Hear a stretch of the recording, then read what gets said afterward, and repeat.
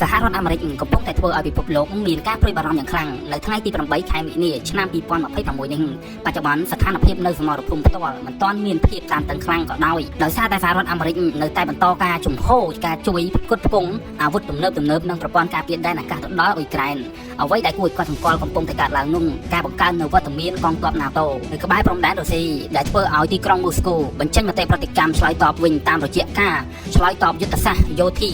ឬការប្រើយោធាឬដងគ្នាទៅវិញទៅមកឥតឈប់ឈរក្រៅពីសង្គ្រាមអាវុធពិនយើងកំពុងតែឃើញសង្គ្រាមមួយទៀតដែលកំពុងឆេះយ៉ាងងងឹលនៅពីក្រោយខ្នងនោះគឺជាសង្គ្រាមបច្ចេកវិទ្យានិង Cyber សហរដ្ឋអាមេរិកបានរឹតបន្តឹងការនាំចេញបន្ទះឈីបនិងបច្ចេកវិទ្យា AI សំខាន់ៗទៅកាន់រុស្ស៊ីដើម្បីបង្ការកុំឲ្យពួកគេយកទៅប្រើប្រាស់ក្នុងអាវុធដ៏ឆ្លាតវៃឬយន្តហោះគ្មានមនុស្សបើកទន្ទឹមនឹងនេះការវាយប្រហារតាមប្រព័ន្ធអ៊ីនធឺណិតនឹងក្លាយជាប្រធានបទមួយដ៏ក្តៅគគុកដែលប្រទេសមហាអំណាចកំពុងតែធ្វើដាក់គ្នាទៅវិញទៅមកជាចុងក្រោយវិបត្តិទាំងអស់នេះមិនមែនប៉ះពាល់តែនៅក្នុងប្រទេសមហាអំណាចនោះទេប៉ុន្តែវាបានប៉ះពាល់ឬជះឥទ្ធិពលទៅដល់សេដ្ឋកិច្ចពិភពលោកទាំងមូលជាពិសេសគឺការឡើងថ្លៃនៃថាមពលប្រេងឥន្ធនៈនិងទំនិញប្រើប្រាស់ប្រចាំថ្ងៃដូច្នេះយើងត្រូវតែតាមដានព័ត៌មានបន្ត